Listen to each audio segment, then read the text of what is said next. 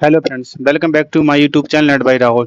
जैसा कि हमने अपने पिछले वीडियो में वाइस प्रेसिडेंट को पढ़ा था, उनके जो प्रमुख आर्टिकल थे उनको एक धांसू ट्रिक के माध्यम से याद किया था। इसके साथ साथ हमने मेजोरिटी सिस्टम देखा था कि मेजोरिटी कितने प्रकार की होती है, कौन सा बिल पास करने के लिए कौन सी मेजोरिटी चाहिए, राष्ट्रपति को हटाना है तो कौन सी मेजोरिटी चाहिए, सुप्रीम कोर्ट के जज को हटाना है तो कौन सी मेजोरिटी चाहिए, साधारण विधेयक पास करवाना है तो कौन सी मेजोरिटी चाहिए। ये सारी हमने जो चीजें हैं वो हमने अपने पिछली वीडियो में देखी थी।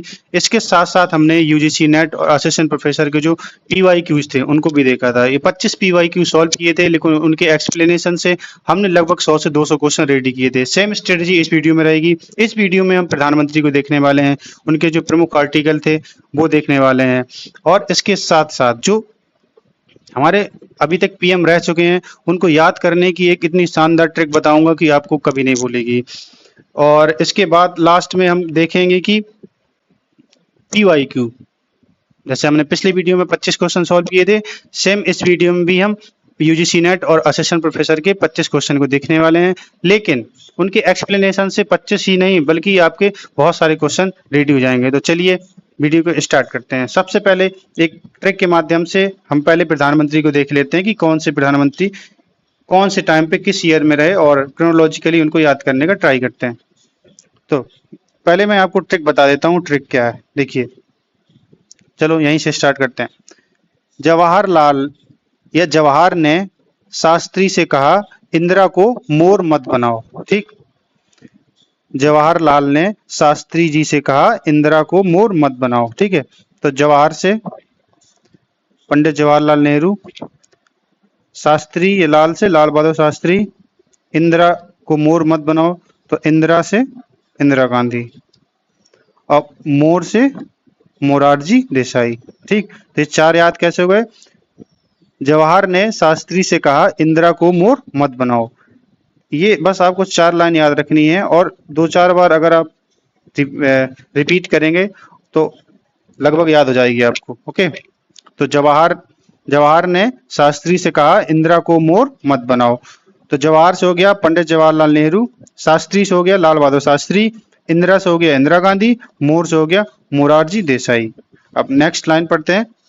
चरण छूकर राजीव बोला, चरण छूकर राजीव बोला, विश्वनाथ चंद्र दोनों नरसिंह हैं। ठीक है, देखिए, चरण छूकर राजीव बोला, विश्वनाथ और चंद्र दोनों नरसिंह हैं। इस लाइन से क्या होगा? चरण से हो जाएगा चौधरी चरण सिंह, राजीव से हो जाएगा राजीव गांधी, विश्वनाथ से हो जाएगा विश्वनाथ प्रताप सिंह, चंद्र से हो जाएगा चंद्रशेखर, और नरसिंह से हो जाएगा पीवी नरसिम्हा राव। अब नेक्स्ट लाइन। अटल देव ने गुर्जर के अटल मन से कहा, मनमोहन ही नरेंद्र है। ठीक है, अटल देव ने गुर्जर के अटल मन से कहा, मनमोहन ही नरेंद्र है। तो अटल से अटल बिहारी, देव से एच डी देवगौड़ा, गुजर से आई के गुजराल, अटल मतलब अटल जी दो बार आए थे शासन में। फिर अटल से हो जाएगा अटल बिहारी वाजपेयी, अब मनमोहन से हो जाएगा डॉक्टर मनमोहन सिंह, और नरेंद्र से नरेंद्र मोदी जो वर्तमान में अभी पीएम है हमारे। ठीक है, अब एक मोर वर्ड आया इस, तो पीकॉक के बारे में थोड़ी देख लेते हैं कि जो हमारा भारत का राष्ट्रीय पक्षी है वो कब बना। ठीक है, तो 26 जनवरी 1963 को पीकॉक को नेशनल बर्ड घोषित किया गया। ओके, इसके साथ साथ जो 1972 में वाइल्ड लाइफ प्रोटेक्शन एक्ट आया था, उसके तहत, इस एक्ट के तहत जो हमारा नेशनल बर्ड है उसको उसके शिकार पे बैन लगाया गया और दंडनीय अपराध बनाया गया कि अगर कोई मोर का शिकार करता है तो वो एक दंडनीय अपराध होगी। ठीक है, यानी कानून के हिसाब से उसको सजा मिलेगी। एक बार इस ट्रिक को दोबारा देख लेते हैं अगर समझ ना आई हो, वैसे दो चार बार आप रिपीट करेंगे तो याद हो जाएगी। कार्टून के इसमें देख लेते हैं। जवाहर ने शास्त्री से कहा, इंदिरा को मोर मत बनाओ। ठीक है, तो इससे आपके इस लाइन की चार पांच ही याद हो जाएंगे। चरण छूकर राजीव बोला, विश्वनाथ और चंद्र दोनों नरसिंह है, यानी विश्वनाथ चंद्र और नरसिंह। ठीक, अटल, फिर अटल देव ने गुर्जर के देवगौड़ा गुजराल, ये दो हो जाएंगे। अटल मन से कहा, मनमोहन ही नरेंद्र है। ठीक है, तो फिर अटल जी आए थे, उसके बाद मनमोहन सिंह और फिर नरेंद्र मोदी। ठीक है, अगर आपको ईयर वाइज एक उसमें देखना है कि साथ में याद रहे, तो ये मैंने एक लिस्ट दे दी है। ठीक, तो सारे जैसे 1947 से 1964 तक जवाहरलाल नेहरू जी, तो इसमें याद करने की क्या एक मुख्य वजह है कि आपको याद रखना कि सबसे लंबे समय तक हमारे पीएम अभी तक यही रहे हैं। ठीक, 16 वर्ष 8 महीने, 16 साल 8 महीने तक सबसे ज्यादा तक अभी तक प्रधानमंत्री कौन रहे हैं? जवाहरलाल नेहरू जी। और इसके बाद अगर आएगी सबसे कम दिन कौन रहे, तो 26 दिन तक थे गुलजारी लाल नंदा। ठीक है, कितने दिन कार्यकाल का रहा? 26 दिन। ओके, अब हम इनके एक एक आर्टिकल को देख लेते हैं। ठीक, तो जो आर्टिकल 74 है, राष्ट्रपति को सहायता और सलाह देने के लिए मंत्रिपरिषद होगी। राष्ट्रपति को उनके कार्यों के संपादन में सहायता और सलाह देने के लिए एक मंत्रिपरिषद होगी जिसका प्रधान प्रधानमंत्री होगा। आर्टिकल 75, प्रधानमंत्री की नियुक्ति राष्ट्रपति करेगा और अन्य मंत्रियों की नियुक्ति राष्ट्रपति प्रधानमंत्री की सलाह पर करेगा। एक चीज ये है आर्टिकल 75 में। और एक दूसरी चीज है, मंत्रिपरिषद सामूहिक रूप से लोकसभा के प्रति उत्तरदायी होगी। ठीक, अब इन आर्टिकल 74 और 75 को एक हिस्टोरिकल बैकग्राउंड देख लेते हैं क्योंकि ये बहुत इंपॉर्टेंट आर्टिकल है। तो 74 और 75 का रियल मीनिंग क्या है, ये एक बार हम देखते हैं। बहुत अच्छे से एग्जाम्पल के साथ समझते हैं ताकि कभी ये भूले ना आपको। ठीक, देखिए आर्टिकल 74, इसके बारे में जो इसकी तुलना है वो अंबेडकर जी ने ब्रिटिश के सम्राट से की थी संविधान सभा की बहस के दौरान। ठीक है, B.R. अम्बेडकर ने स्पष्ट किया था कि भारत के राष्ट्रपति की स्थिति ब्रिटेन के सम्राट जैसी ही है, कि जैसा ब्रिटेन का सम्राट है वैसे ही हमारे भारत की राष्ट्रपति की स्थिति है। राष्ट्रपति राष्ट्र का प्रमुख है लेकिन कार्यपालिका का प्रमुख नहीं है। अभी ये राष्ट्र का प्रमुख और कार्यपालिका का प्रमुख अभी नीचे हम समझने वाले, जस्ट इसके बाद एग्जाम्पल के साथ अच्छे समझ आ जाएगा। वह राष्ट्र का प्रतिनिधित्व करता है पर शासन का नहीं। ठीक, अब दूसरी चीज, मूल संविधान 1950, इसमें लिखा था कि मंत्रिपरिषद राष्ट्रपति को सलाह और सहायता देगा।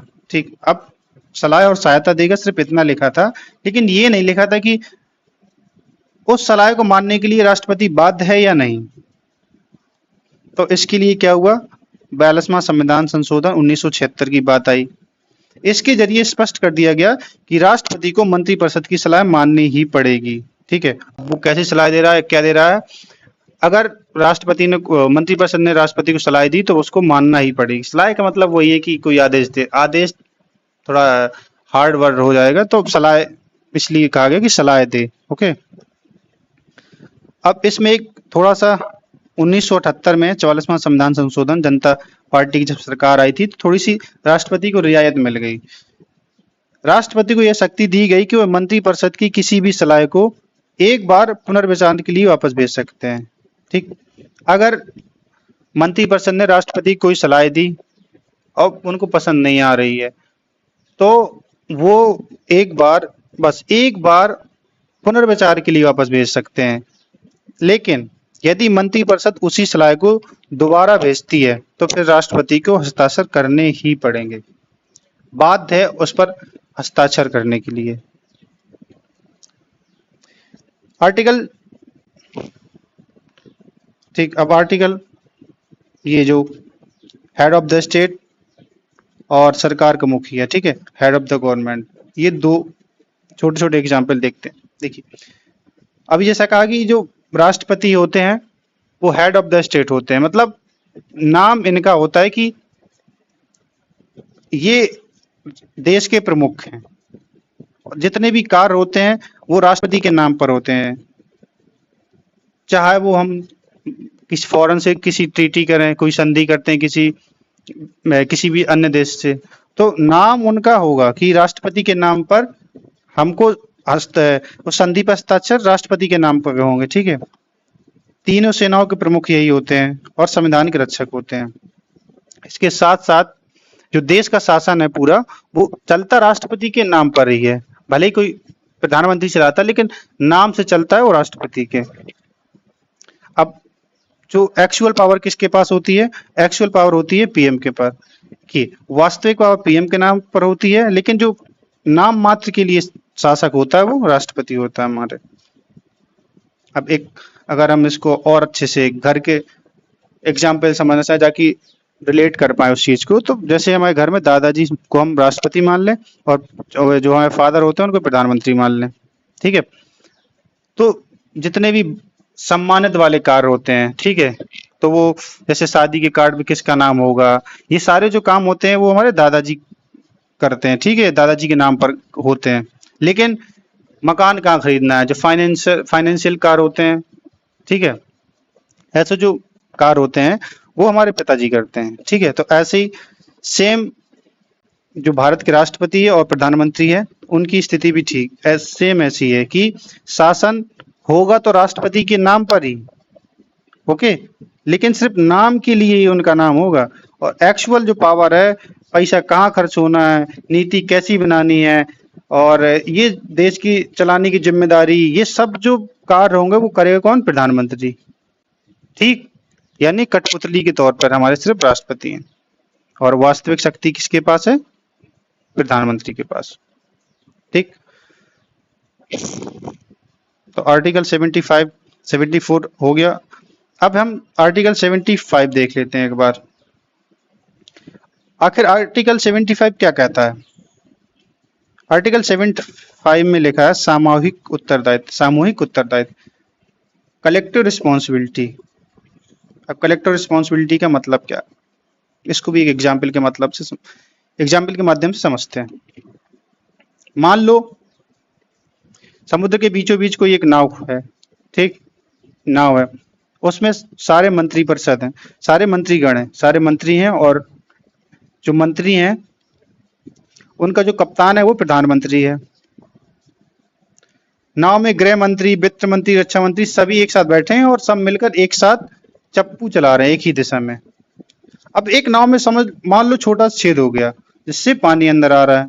अब एक मंत्री चिल्ला कर बोलता है, अरे ये छेद तो वित्त मंत्री की सीट के नीचे हुआ है, मेरी तरफ तो पानी नहीं आया, यानी मेरी तरफ से पानी तो नहीं आया। प्रधानमंत्री पलट कर कहते हैं, मूर्ख, छेद किसी की भी ओर से हो, अगर नाव डूबेगी तो हम सब एक साथ डूबेंगे। तो इसका मोटा मोटा अगर हम समझें कि अगर कोई मंत्री गलती होती है और उस गलती की वजह से अविश्वास प्रस्ताव, नो कॉन्फिडेंस मोशन अगर संसद में पास हो गया तो फिर पूरी मंत्रिपरिषद को इस्तीफा देना पड़ेगा।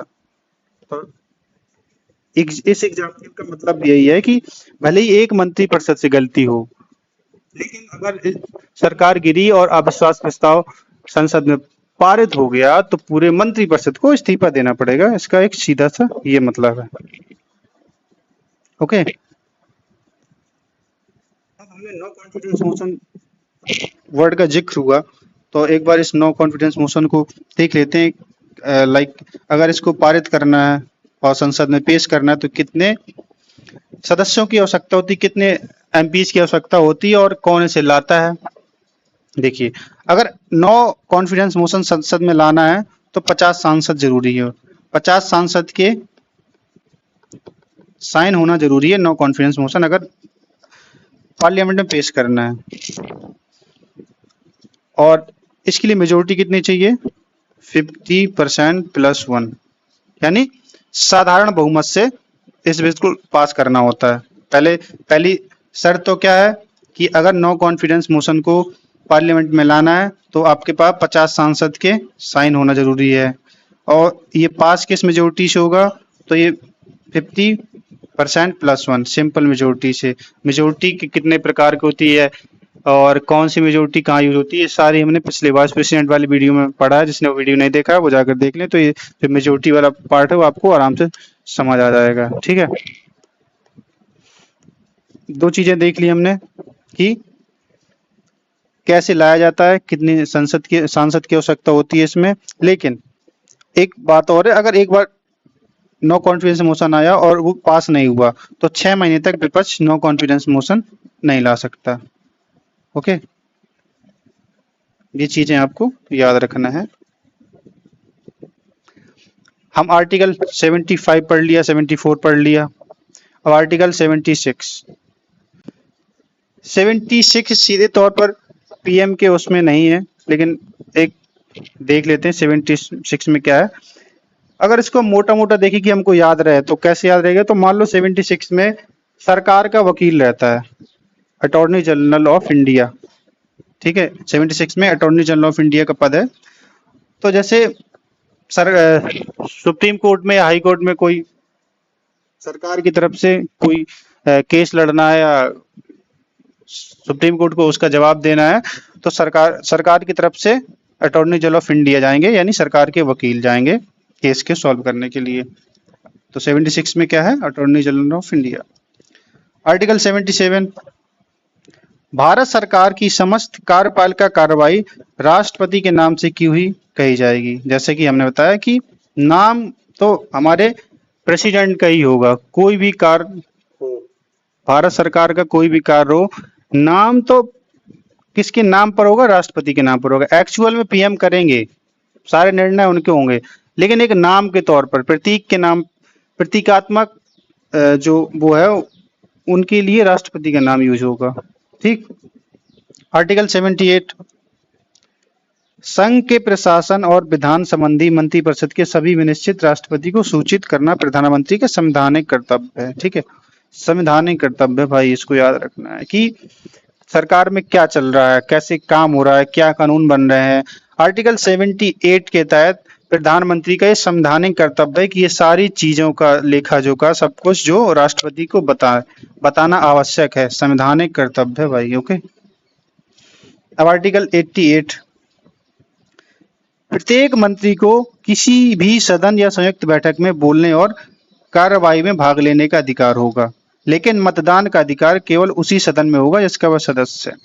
मान लो कोई लोकसभा या राज्यसभा, किसी भी लोकसभा का सदस्य राज्यसभा में और राज्यसभा का सदस्य लोकसभा में बैठक में भाग ले सकता है, उनकी चर्चा में शामिल हो सकता है, लेकिन जब बिल वोट डालने के अधिकार आएगी, वो वोट डालने की बात आएगी, तो वोट सिर्फ उसी संसद में करेगा, उसी सदन में करेगा जिसका वो अध्यक्ष होगा। अब संयुक्त बैठक, संयुक्त बैठक का देख लेते हैं। संयुक्त बैठक कौन कौन से बिल पर हो सकती है। देखिए, साधारण बिल पर संयुक्त बैठक बुलाई जा सकती है। और क्वेश्चन कैसे आ सकता है कि संयुक्त बैठक क्या संविधान संशोधन के लिए बुलाई जा सकती है? नहीं, संविधान संशोधन और मनी बिल और राष्ट्रपति को हटाने के लिए जो आर्टिकल 61 के तहत इम्पीचमेंट का महाभियोग लाया जाता है, इन सभी के लिए संयुक्त बैठक नहीं बुलाई जा सकती। अगर मान लो संविधान संशोधन बिल कोई आया तो लोकसभा और राज्यसभा दोनों में अलग अलग पारित होना पड़ेगा उसको, इनके लिए संयुक्त बैठक का प्रावधान नहीं किया जा सकता। अब ये आर्टिकल बहुत संक्षेप में दिए हुए हैं कि अगर इसे रिवाइज करने के लिए कुछ देखना है तो यहाँ से देख सकते हैं। अब हम जो यूजीसी नेट और असिस्टेंट प्रोफेसर के में जो प्रीवियस ईयर में क्वेश्चन या पिछले साल में क्वेश्चन आए हुए हैं उनको एक एक देखेंगे। टोटल 25 क्वेश्चन है, 25 हैं, लेकिन आप समझ लो इससे आपके 250 क्वेश्चन रेडी होने वाले हैं। इतने सारे फैक्ट बताने वाला हूँ, तो एक एक क्वेश्चन को समझते हैं। कि संविधान संशोधन द्वारा मंत्रिपरिषद की सलाह को राष्ट्रपति पर स्पष्ट रूप से बाध्यकारी बनाया गया। अभी मैंने ऊपर आर्टिकल 74 जब मैं पढ़ा रहा था तब मैंने समझाया था कि 44th अमेंडमेंट, सॉरी इसमें तो पुनर्विचार के लिए हुआ था, इसका आंसर 42nd 1976। तो 42वें संविधान संशोधन 1976 के माध्यम से मंत्रिपरिषद की सलाह को राष्ट्रपति पर स्पष्ट रूप से बाध्यकारी बनाया गया है। इसके पहले स्पष्ट रूप से ये नहीं था कि राष्ट्रपति मंत्रिपरिषद की सलाह माने या ना माने, ऐसा कहीं लिखा नहीं गया था, लेकिन 42वें संविधान संशोधन 1976 द्वारा ये बाध्यकारी बनाया गया कि मान लो राष्ट्रपति को मंत्रिपरिषद ने कोई सलाह दी तो उनको माननी ही पड़ेगी। बस थोड़ी सी रियायत मिल गई 1978 में 44वें संविधान संशोधन में, जब जनता पार्टी की सरकार आई और उन्होंने कहा और उन्होंने एक बिल पारित किया और थोड़ी सी छूट दे दी कि अगर राष्ट्रपति को मंत्रिपरिषद की सलाह पसंद नहीं आ रही है तो वो एक बार पुनर्विचार के लिए वापस भेज सकते हैं पुनर्विचार के लिए। लेकिन अगर उनने फिर से मंत्रिपरिषद ने फिर से उसको राष्ट्रपति के पास भेजा, दोबारा भेज दिया, तो इस बार उनको राष्ट्रपति को उसमें साइन करने ही कर पड़ेंगे। ओके, नेक्स्ट क्वेश्चन देखते हैं।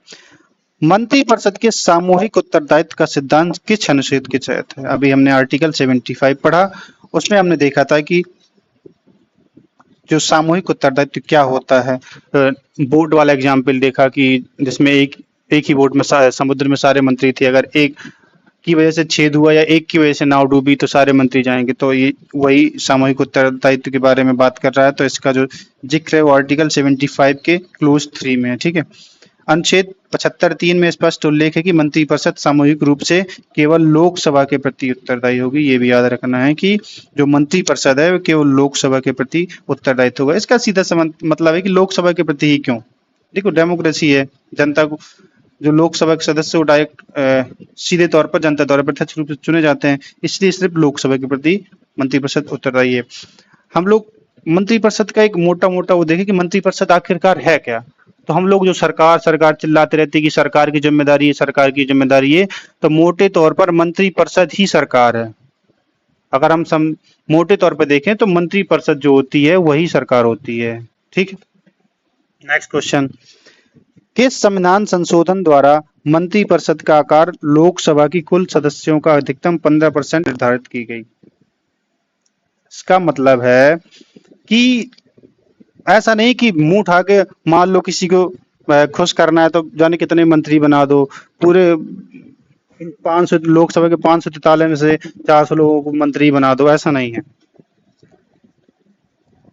2003 में 91वां जो 91st अमेंडमेंट था 2003 में, उसमें ये फिक्स कर दिया गया कि लोकसभा की टोटल स्ट्रेंथ है उसका 15% से ज्यादा आप मंत्री नहीं बना सकते। यानी मंत्रिपरिषद में अधिकतम जो सदस्य हैं वो लोकसभा की जो टोटल स्ट्रेंथ है उसका 15% ही होगा। ठीक है, 91वें संशोधन अधिनियम 2003 द्वारा अनुच्छेद 75 जोड़कर प्रधानमंत्री सहित, ये बहुत जरूर याद रखना है, प्रधानमंत्री भी इन्हीं 15% के अंदर आते हैं। ऐसा नहीं कि 15% प्लस प्रधानमंत्री हैं, टोटल 15%। लोकसभा में की जितनी टोटल स्ट्रेंथ है उसका 15%। ठीक है, ऐसा नहीं है कि प्रधानमंत्री अलग से होंगे और 15% अलग से। Next question. किस राजनीतिक विचारक ने प्रधानमंत्री को समानों में प्रथम कहा था? तो इसका जो सही आंसर है वो है लॉर्ड मॉडले। क्वेश्चन 5, आर्टिकल 78 के अंतर्गत निम्नलिखित में से कौन सा प्रधानमंत्री का कर्तव्य नहीं है? तो इसका करेक्ट आंसर है डी, बाकी ये सब प्रधानमंत्री के कर्तव्य हैं। संसद की संयुक्त बैठक की अध्यक्षता लोकसभा अध्यक्ष करता है, प्रधानमंत्री नहीं। ओके, तो ये हमें बताना था कि कौन सा प्रधानमंत्री का कर्तव्य नहीं है। तो preside over joint parliamentary sitting, तो जो संसद की संयुक्त बैठक होती है उसकी अध्यक्षता लोकसभा स्पीकर करता है, ना कि प्रधानमंत्री। इसलिए इसका करेक्ट आंसर हो जाएगा, हमें बताना था कि ये नहीं है, प्राइम मिनिस्टर का कौन सा कार्य नहीं है। क्वेश्चन नंबर 6, बिना संसद सदस्य बने मंत्री पद ग्रहण करने वाले व्यक्ति को कितने समय में किसी भी सदन की सदस्यता प्राप्त करना अनिवार्य है? तो इसका सही आंसर हो जाएगा 6 मंथ। बिना संसद सदस्य बने मंत्री पद ग्रहण करने वाले व्यक्ति को कितने समय, मान लो किसी को मंत्री बना दिया, अगर कि प्राइम मिनिस्टर का मन है कि ये मेरा दोस्त है, इसको मुझे मंत्री बनाना है कैसे भी करके, हाँ बना सकता है। ठीक है, बना लो भाई साहब, बना लो, लेकिन आपको 6 महीने के अंदर संसद का या तो लोकसभा या तो राज्यसभा का आपको उसको चुनाव जितवाना जरूरी है। ओके, तो दो में से एक 6 महीने के अंदर शर्त पूरी करना है कि आपको दोनों सदनों में से किसी एक का उसको सदस्य बनना जरूरी है। अगर नहीं होगा तो उसकी जो मंत्री पद है वो कैंसिल हो जाएगा। क्वेश्चन नंबर 7, भारत में केंद्रीय मंत्रियों के मध्य विभागों का आवंटन कौन करता है? क्या सही आंसर है प्राइम मिनिस्टर। भारत में केंद्रीय मंत्रियों के मध्य विभागों का, अरे यार सीधा सिंपल क्वेश्चन है कि मंत्रालय कौन बांटता है? सीधा है, पीएम बांटता है मंत्रालय, खत्म। मंत्रियों की नियुक्ति राष्ट्रपति द्वारा होती है, लेकिन विभागों का आवंटन प्रधानमंत्री का विशेष अधिकार है। ठीक है, कौन सा विभाग, यानी शिक्षा मंत्री हमको किसको बताना है, और इसके साथ साथ और जितने मिनिस्टर होते हैं, रक्षा मंत्री किसको बनाना है, ये सब प्रधानमंत्री का विशेषाधिकार है। नेक्स्ट क्वेश्चन, कौन सा संवैधानिक प्रावधान अदालतों को राष्ट्रपति को दी गई मंत्रियों की सलाह की जांच करने से रोकता है? तो इसका करेक्ट आंसर है आर्टिकल 74(2). कौन सा संवैधानिक प्रावधान अदालतों को राष्ट्रपति को दी गई मंत्रियों की सलाह की जांच करने से रोकता है? ठीक, मान लो मंत्री, जैसे अभी हमने पढ़ा था कि आर्टिकल 74 कहता है कि जो मंत्रिपरिषद सलाह देंगे राष्ट्रपति को, और किसी ने याचिका दायर कर दी कि गलत सलाह दी है भाई साहब, मंत्रिपरिषद ने राष्ट्रपति को गलत सलाह दी है, इसलिए राष्ट्रपति ने ये कार्य किया है। ओके, तो क्वेश्चन यही पूछ रहा है, कौन सा संवैधानिक प्रावधान अदालतों को राष्ट्रपति को दी गई मंत्रियों की सलाह की जांच करने से रोकता है? किसी ने याचिका दायर की कि भाई साहब इनने तो गलत सलाह दी है राष्ट्रपति को, मंत्रिपरिषद ने, तो सुप्रीम कोर्ट कहेगा कि इनका आर्टिकल 74(2) के तहत ये गोपनीयता का अधिकार है। क्या सलाह दी, कैसी सलाह दी, इसमें हम कोई फैसला नहीं ले सकते, क्योंकि ये गोपनीयता का अधिकार आर्टिकल 72 इसमें लागू होता है। आर्टिकल 72 के अनुसार मंत्रियों द्वारा राष्ट्रपति को दी गई किसी भी सलाह की न्यायिक समीक्षा या जांच किसी भी न्यायालय द्वारा नहीं की जा सकती है। कुछ भी सलाह दी हो राष्ट्रपति को मंत्रिपरिषद ने, इसकी जो जुडिशियल रिव्यू नहीं हो सकता है, न्यायिक जांच इसकी किसी भी कोर्ट में नहीं हो सकती। क्वेश्चन नंबर 9, कैबिनेट सचिवालय किसके प्रत्यक्ष और प्रशासनिक नियंत्रण में काम करता है? तो इसका करेक्ट आंसर है prime minister of India. Question number 10, निम्नलिखित में से कौन सी कैबिनेट समिति की अध्यक्षता प्रधानमंत्री द्वारा नहीं की जाती है? ठीक, देखिए संविधान में कुल 8 प्रमुख कैबिनेट समितियां हैं, इसमें से मोस्टली लगभग सबकी अध्यक्षता प्रधानमंत्री करता है, चाहे वो राजनीतिक मामलों की हो, आर्थिक मामलों की हो, नियुक्ति मामले की हो। तो इसमें क्वेश्चन पूछा गया कि किसकी अध्यक्षता नहीं करता है, तो इसका करेक्ट आंसर है सी, पार्लियामेंट्री अफेयर कमेटी। इसकी अध्यक्षता जो है वो प्रधानमंत्री नहीं करते हैं, बाकी सबकी अध्यक्षता, इन तीनों की अध्यक्षता प्रधानमंत्री करते हैं। नेक्स्ट क्वेश्चन, भारतीय संविधान के अनुच्छेद 352 में मंत्रिमंडल शब्द किस संविधान संशोधन द्वारा जोड़ा गया? तो इसका करेक्ट आंसर है 44th अमेंडमेंट 1978 के माध्यम से मंत्रिमंडल शब्द जोड़ा गया। पहले मंत्रिमंडल शब्द का संविधान में आर्टिकल 352 में जिक्र नहीं था। क्वेश्चन नंबर 12, अनुच्छेद 75(2) के तहत राष्ट्रपति के प्रति मंत्रियों की व्यक्तिगत जवाबदेही किस सिद्धांत से संचालित होती है? इसका करेक्ट आंसर है डॉक्ट्रिन ऑफ प्लेजर, प्रसाद पर्याय। एक बार और अच्छे से पढ़ो क्वेश्चन। आर्टिकल 75(2) के तहत राष्ट्रपति के प्रति मंत्रियों की व्यक्तिगत जवाबदेही किस सिद्धांत से संचालित होती है? देखिए आर्टिकल 75(2) क्या कहता है कि जितने भी, जैसे हमने पहले पढ़ा था कि मंत्रियों की नियुक्ति कौन करता है? प्रधानमंत्री की नियुक्ति राष्ट्रपति करते हैं, लेकिन अन्य मंत्रियों की नियुक्ति प्रधानमंत्री की सलाह पर राष्ट्रपति करते हैं। तो इसका ये मतलब भी है कि जो अन्य मंत्री वो हैं वो राष्ट्रपति के प्रसाद पर्यंत तक, यानी राष्ट्रपति जब तक चाहेगा तब तक वो मंत्री रह सकते हैं। अब एक इसमें अभी जो हमारे शिक्षा मंत्री थे धर्मेंद्र प्रधान जी, ये धर्मेंद्र प्रधान हमारे जो अभी शिक्षा मंत्री थे, मान लो उनका मन है, जैसे सरकार ने कह दिया आप इस्तीफा दे दो, मान लो उनने इस्तीफा ना देते तो फिर क्या होता? तो क्या प्रधानमंत्री या राष्ट्रपति के पास ऐसा कोई संवैधानिक अधिकार है कि जिनको वो बर्खास्त कर सकते? हाँ, यही आर्टिकल 75(2) समझाता है कि जो अन्य मंत्री हैं वो राष्ट्रपति के प्रसाद पर्यंत तक ही कार्य करते हैं, राष्ट्रपति चाहे।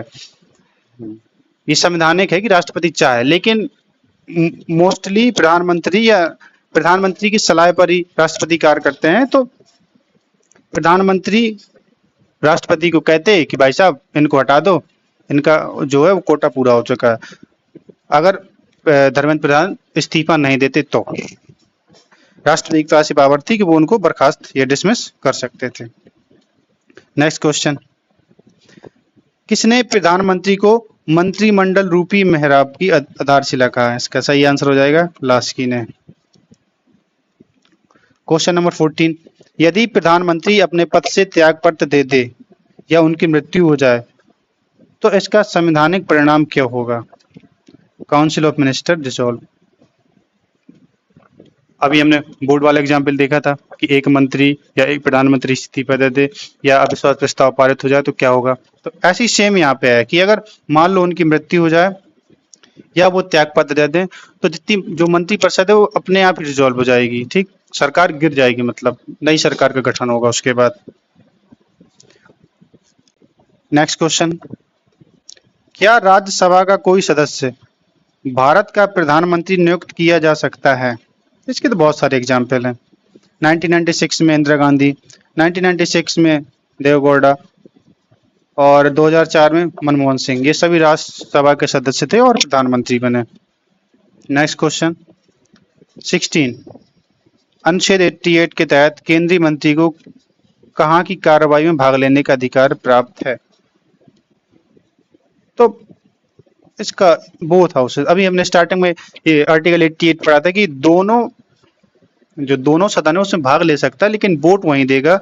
मान लो कोई बिल पारित हो रहा है तो वोट वहीं पे देगा जिस सदन का वो सदस्य है, लेकिन चर्चा में किसी भी सदन में भाग ले सकता है, चाहे लोकसभा हो चाहे राज्यसभा में, लेकिन वोट सिर्फ जिस सदन का वो सदस्य है आर्टिकल 88 के तहत वो उसी सदन में सिर्फ वोट दे सकता है। नेक्स्ट क्वेश्चन, भारत के किस प्रधानमंत्री ने अपने कार्यकाल के दौरान एक बार भी लोकसभा का सामना किए बिना इस्तीफा दे दिया? तो इसका करेक्ट आंसर हो जाएगा चरण सिंह। 6 महीने, देखिए जुलाई से जनवरी तक ये रहे, अपने कार्यकाल में कभी संसद में उपस्थित नहीं हुए और बहुमत परीक्षण से पहले इस्तीफा दे दिया, मतलब कभी भी संसद नहीं आए, प्रधानमंत्री रहे और इस्तीफा दे दिया। 18, 1991 में भारत की विदेश नीति लुक ईस्ट पॉलिसी की शुरुआत किस प्रधानमंत्री ने की? इसमें 2-3 चीजें याद रखना है कि कब हुआ, लुक ईस्ट पॉलिसी कब आई। भाई साहब ये क्वेश्चन कम से कम 10 बार यूजीसी नेट में आ चुका है, सीधे डायरेक्ट तौर पे। इसमें 2 चीजें पूछता है, लुक ईस्ट पॉलिसी की ईयर क्या थी और इसको शुरुआत किसने की थी। तो इसका सही आंसर है बी, नरसिम्हा राव। एक आध बार उसने पूछ लिया था कि इसकी लुक ईस्ट पॉलिसी का जब लागू की गई थी क्यों, क्या ऐसा क्या करना चाहते थे कि लुक ईस्ट पॉलिसी लागू की गई थी। तो देखिए इसमें थोड़ा सा देख लेते हैं, ये हमारा है प्यारा भारत, इसमें जो साउथ ईस्ट, ठीक है, लुक ईस्ट पॉलिसी मतलब दक्षिण पूर्व एशिया के साथ जुड़ाव।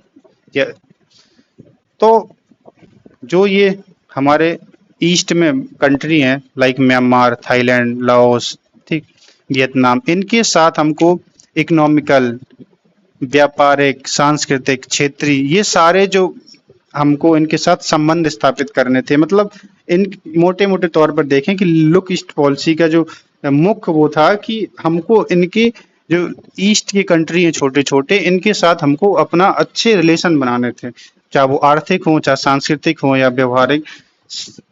मोटे तौर पर हमको ईस्ट के कंट्री के साथ अपने अच्छे रिलेशन बनाने थे, अच्छे संबंध स्थापित करने थे। लुक ईस्ट पॉलिसी का मोटे मोटे तौर पर यही उद्देश्य था। तो 3 चीजें याद रखनी, इनका उद्देश्य क्या था, इसके साथ कौन से ईयर में आई थी ये, और उस टाइम प्राइम मिनिस्टर कौन थे। क्वेश्चन नंबर 19, केंद्रीय मंत्रिमंडल की बैठकों का आधिकारिक एजेंडा कौन तैयार करता है? तो इसका आंसर है कैबिनेट सेक्रेटेरिएट। क्वेश्चन नंबर 20, अविश्वास प्रस्ताव केवल लोकसभा में लाया जा सकता है। स्टेटमेंट 1, मंत्रिपरिषद संसद के दोनों सदनों के प्रति सामूहिक रूप से उत्तरदायी होता है। तो ये हमने अभी पढ़ा था कि ये गलत हो जाएगा और अविश्वास प्रस्ताव केवल लोकसभा में लाया जा सकता है, ये सही हो जाएगा। अविश्वास प्रस्ताव के बारे में हमने पढ़ा था कि ये कैसे लाया जा सकता है, अगर लोकसभा में अविश्वास प्रस्ताव देखिए 3 चीज याद रखना है अविश्वास प्रस्ताव नो कॉन्फिडेंस मोशन के उसमें। पहला, कहाँ ला सकता है, केवल लोकसभा में। दूसरा, कितने सदस्य चाहिए इसको इसको लाने के लिए 50 सांसद के साइन होने चाहिए नो कॉन्फिडेंस मोशन को पेश करने के लिए। तीसरा, अगर एक बार अविश्वास प्रस्ताव विपक्ष लाया और वो पास नहीं हुआ तो 6 महीने तक आप दोबारा फिर से अविश्वास प्रस्ताव नहीं ला सकते। ऐसा नहीं कर सकते कि यार हर हफ्ते आप अविश्वास प्रस्ताव लाते रहें। ओके, तो अगर एक बार पारित नहीं हुआ तो 6 महीने तक आप अविश्वास प्रस्ताव नो कॉन्फिडेंस मोशन नहीं ला सकते। 21 क्वेश्चन नंबर, भारत के प्रधानमंत्री को पद एवं गोपनीयता की शपथ कौन दिलाता है? इसका आंसर हो जाएगा राष्ट्रपति। स्टार्टिंग में हम पढ़ते कि राष्ट्रपति प्रधानमंत्री को शपथ दिलाते हैं, और जो अन्य मंत्री हैं उनको शपथ दिलाते राष्ट्रपति हैं, लेकिन प्रधानमंत्री की सलाह पर। देखिए, आर्टिकल 74 के तहत राष्ट्रपति तीसरी अनुसूची के रूप में अनुसार प्रधानमंत्री को पद एवं गोपनीयता की शपथ दिलाते हैं। अब ये अनुसूची क्या होती है? अनुसूची भाई जो धांसू ट्रैक है ना कि ये भूलेंगे नहीं आपको। अनुसूची इतनी कंफ्यूजन होती है भाग अनुसूची में, लेकिन ये जो ट्रिक बता रहा हूँ इसकी वजह से बस आपको ये टीयर्स ऑफ ओल्ड पीएम ये याद रखना है। तो आपको ये जो 12 की 12 अनुसूचियां वो कभी नहीं भूलने वाली। इसमें एक आध चीज, पहले हमारे मूल संविधान में 8 अनुसूची थी, अब 12 हैं, तो यानी 4 संशोधन के माध्यम से जुड़ी हैं। आपको बस एक ये चीज टीयर्स ऑफ ओल्ड पीएम याद रखना। टी से टेरिटरी, ठीक, हिंदी में भी देखते जाते हैं। राज्य और संघ राज्य क्षेत्र। ई से एमोल्यूमेंट सैलरी। देखो ये वाली याद करने के लिए तो पता, जब दो में है, दो में क्या पैसों के बारे में बात है, हमेशा सुनते हैं 2 नंबरी पैसा, 2 नंबर धंधा, तो आपको कैसे याद रखना 2 नंबरी पैसा, तो सैलरी जो पैसा है वो किस में हो जाएगा? आर्टिकल 2 में। तो ये तो आपको भूल ही नहीं सकती, बस 2 से 2 नंबरी याद रखना है, तो सैलरी, और वो अनुसूची 2 में है। अफर्मेशन ओथ अनुसूची 3 में है। बस इसमें 3 चीजें आपको याद रखना है कि प्रेसिडेंट का जो ओथ का जो सब कुछ लिखा हुआ है, और प्रेसिडेंट जो ओथ लेते हैं वो आर्टिकल 60 के तहत लेते हैं, 60 के तहत लेते हैं, वाइस प्रेसिडेंट 69 के तहत, और गवर्नर 159। इन 3 को हटाकर बाकी जो पीएम से लेके और जितने भी लोग हैं जो शपथ लेते हैं वो शेड्यूल 3 के तहत लेते हैं, और बाकी जो प्रेसिडेंट, वाइस प्रेसिडेंट और गवर्नर इन आर्टिकल के तहत शपथ लेते हैं। 8 से राज्यसभा, यानी शेड्यूल 4 में राज्यसभा है, और शेड्यूल 5 अनुसूची 5 में है शेड्यूल एरिया, अनुसूचित क्षेत्रों का प्रशासन, ये शेड्यूल 5 में है। शेड्यूल 6 ओ है। टीयर्स में कितने हैं? 5, ठीक है, तो 5 हमने पढ़ लिए। अब ऑफ में 2 हैं। ओके, तो ऑफ से हो जाएगा जनजाति क्षेत्रों का प्रशासन, यानी अदर ट्राइबल एरियाज। अब इसमें भी चार राज्य हैं, ठीक है। AMTM यानी असम, मेघालय, त्रिपुरा और मिजोरम। जो अनुसूची 6 है इसमें 4 राज्यों का प्रशासन के लिए जो सारे नियम बनाए गए हैं। Schedule 7 federal list. शेड्यूल 7 में ये कहा गया है फेडरल लिस्ट, शक्तियों का विभाजन, यानी ऐसे सब्जेक्टों को बांट दिया गया है संघ में, राज्य में और समवर्ती सूची। संघ यानी ऐसे सब्जेक्ट या ऐसे विषय जिसमें सिर्फ संघ कानून बना सकता है। राज्य सब्जेक्ट, राज्य विषय यानी राज्य के ऐसे विषय जिसमें सिर्फ राज्य कानून बना सकता है। समवर्ती सूची यानी इस लिस्ट में ऐसे विषयों को शामिल किया गया जिसमें राज्य और संघ दोनों कानून बना सकते हैं। मान लो शिक्षा पर कोई ऐसा सब्जेक्ट है जिसमें राज्य और कानून दोनों कानून बना सकते हैं। मान लो शिक्षा है, शिक्षा में मान लो राज्य ने भी कानून बनाया और संघ ने कानून बनाया, और दोनों के जो कानून है वो टकरा गए, तो ऐसे स्थिति में जो संघ का कानून है उसको सुप्रीम माना जाएगा। शेड्यूल 8 में है ऑफिशियल लैंग्वेज, यानी हमारी जो भाषाएं हैं उनका जिक्र इसमें शेड्यूल 8 में है। तो शेड्यूल 8 में कितनी भाषाओं का जिक्र है? तो 22 भाषाओं का जिक्र है। 9th है भूमि सुधारते, देखिए मैंने स्टार्ट अभी बोला था कि पहले हमारी 8 थी अनुसूचियां और अब 12 हैं, यानी 4 को जोड़ा गया। तो ये 9वीं अनुसूची कब जोड़ी गई? फर्स्ट अमेंडमेंट 1951 में भूमि सुधार से संबंधित अनुसूची 1951 में जोड़ी गई थी। जो 10th है, दल बदल विरोधी कानून, ये इम्पोर्टेंट है इस टाइम, बहुत इसमें बहस भी चल रही है। राघव चड्ढा वाला एग्जाम्पल देखो होगा, वो वैसा नहीं है लेकिन वैसा वैसा है थोड़ी सा। देखिए 52वां संविधान संशोधन 1985, इससे पहले मान लो आपने बीजेपी से चुनाव लड़ा, अब जीत गए, आप एमपी से एमएलए बन गए। अब आपका माने कि हमारे इनकी आइडियोलॉजी भाई साहब अच्छी नहीं लग रही, हमें दूसरे में जाना है, यानी कांग्रेस या किसी अन्य पार्टी में जाना है। आपका मन हुआ, आपने मुंह उठाया और चल दिए। लेकिन 1985 के बाद ऐसा नहीं होगा। अगर आपने बीजेपी से चुनाव लड़ा, आप एमपी या एमएलए बन गए, और अब आपका मन हुआ कि हम चलो मुंह उठा के कांग्रेस की इसमें चले जाते हैं, फिर आप ऐसा नहीं कर सकते। अगर आप कांग्रेस में गए तो आपकी जो एमपी और एमएलए की सदस्यता है वो खत्म हो जाएगी। तो इस कानून का लाने का मेन मकसद यही था। जो 11 शेड्यूल है, 11 शेड्यूल में पंचायती राज के बारे में, 73वां संविधान संशोधन 1992 में, ऐसी इसमें 29 विषय हैं। जैसे ये राज्य संघ और समवर्ती सूची हमने पढ़ी थी, ऐसे ही ये पंचायती राज है। ठीक है, 29 विषय हैं। पंचायती राज यानी ग्राम पंचायत, और ग्राम पंचायत के अपने विषय हैं कि ये इन 29 विषय दिए गए हैं कि आप लोग इसमें कानून बना सकते हैं। ऐसी म्यूनसिपालिटीज हैं, इसका 12th शेड्यूल है, नगर पालिकाएं, और इसको 74 संशोधन द्वारा 1992 में जोड़ा गया था, और इसमें 18 विषय हैं। नेक्स्ट क्वेश्चन देखते हैं। 1977 में प्रधानमंत्री सचिवालय का नाम बदलकर पीएमओ किस प्रधानमंत्री के समय रखा गया? अब जैसे कि आपको मैंने स्टार्टिंग बता दी सारी लिस्ट कि कौन सी ईयर में कौन सी प्रधानमंत्री थे। अगर आपको ये प्रधानमंत्री याद हो गए हैं तो आपको बाकी क्वेश्चन पढ़ने की जरूरत ही नहीं है। मोरारजी देसाई 1977 में थे, तो उन्हीं के टाइम पे ही बदला गया। तो पहले क्या कहा जाता था? प्रधानमंत्री सचिवालय। अब 1977 के बाद से क्या कहा जाने लगा? पीएमओ। जो हम अभी अक्सर न्यूज में सुनते हैं, पीएमओ ने ये किया है, पीएमओ पीएमओ पीएमओ। तो उस पीएमओ को कब ऐड किया, मतलब नाम कब बदला गया था? 1977 में।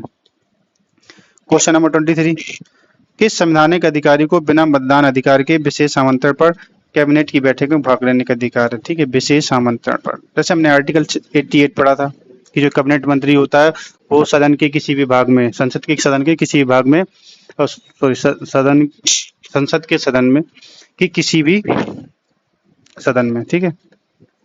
आर्टिकल 88 कहता है कि जो कैबिनेट मंत्री होता है वो संसद के किसी भी सदन में चर्चा में भाग ले सकता है, लेकिन वोट उस वहीं करेगा जिस सदन का वो सदस्य हो। तो ऐसे ही जो ये अटॉर्नी जनरल होते हैं हमारे, अब अटॉर्नी जनरल स्टार्टिंग में बता दिया था, लेकिन एक बार फिर से बता देता हूँ ताकि एक रिवीजन हो जाए, आपको याद रहे। अच्छा, अटॉर्नी जनरल हमारे वकील होते हैं, सॉरी हमारे नहीं, जैसे सरकार के वकील होते हैं। जैसे हमारा वकील होता है, हम उनसे संवैधानिक सलाह, कानून सलाह लेते हैं, और कोई केस हो जाए, किसी लफड़े में फंस जाए तो हमारे वकील जाके कोर्ट में केस लड़ते हैं। ऐसे ही अटॉर्नी जनरल होते हैं, ये सरकार के वकील होते हैं। उसमें मोटे मोटे तौर पर समझे कि सरकार के वकील हैं। अगर सरकार किसी ने याचिका दायर की, किसी कुछ हुआ, सरकार का कुछ भी हुआ, तो ये जाकर केस लड़ेंगे सरकार का। और अगर सरकार को कोई लीगल एडवाइस चाहिए तो अटॉर्नी जनरल ही सरकार को लीगल एडवाइस देते हैं। तो इसी के बारे में क्वेश्चन है कि विशेष आमंत्रण पर कैबिनेट की बैठकों में भाग लेने का अधिकार प्राप्त है, कौन है? Attorney general of India. ठीक है, मतदान देने का अधिकार नहीं है, पहले से लेकर बिना मतदान के। Okay, 24 question. इसमें एक तरफ लिस्ट 1 दी गई है, लिस्ट 2 मैच करना है, और इसमें दिया गया कौन से प्रधानमंत्री काल में क्या हुआ। तो जवाहरलाल नेहरू जी काल में क्या हुआ था? Non alignment. ठीक है, लाल बहादुर शास्त्री, इसका जो हो जाएगा 1966 में हुआ। तो 1966 में कौन से लाल बहादुर शास्त्री थे? नरसिम्हा राव। अब नरसिम्हा राव कब थे हमारे? 1991 के टाइम। तो हमको ये देखने की जरूरत नहीं, एलपीजी ये सब पोखरण। आपको अगर आपने स्टार्टिंग में लिस्ट के ट्रैक के माध्यम से अगर पीएम की क्रोनोलॉजिकल ईयर याद कर रखी है तो ये लास्ट में ईयर दिए हुए सब आपको याद आ जाएंगे, लेकिन मान लो अगर ईयर ना हो तब तो देखना पड़ेगा, तो इसलिए देख लेते हैं। Jawaharlal Nehru non alignment movement, okay. Lal Bahadur Shastri Tashkent समझौता हुआ था जो, और इसके बाद नरसिम्हा राव एलपीजी रिफॉर्म्स आए थे। डी कौन बचा हमारा, पोखरण 1998 अटल बिहारी वाजपेयी के टाइम पोखरण में जो सेकेंड परमाणु परीक्षण हुआ था वो 1998 में अटल बिहारी वाजपेयी थे उस टाइम। ये देख लेना आपको। इस वीडियो का लास्ट क्वेश्चन देखिए, लास्ट क्वेश्चन से पहले अगर आपको वीडियो अच्छी लग रही हो तो सब्सक्राइब जरूर करें। अगर इन्फॉर्मेटिव लग रही हो और आपके ऐसे फ्रेंड्स हो जो यूसी नेट या कोई भी ऐसा एग्जाम जिसमें पॉलिटिकल साइंस आता है उसकी तैयारी कर रहे हैं तो उनको शेयर जरूर करें। तो हम देखते हैं क्वेश्चन नंबर 25। अनुच्छेद 78 के तहत प्रधानमंत्री किसके बीच संचार का प्राथमिक संवैधानिक माध्यम होता है? तो इसका सही आंसर है president and council of minister. अनुच्छेद 78 के अनुसार प्रधानमंत्री राष्ट्रपति और मंत्रिपरिषद के बीच संविधान की मुख्य कड़ी के रूप में कार्य करते हैं। तो ये था वीडियो को लास्ट क्वेश्चन, और अगर आपको वीडियो पसंद आया हो तो शेयर जरूर करें। धन्यवाद।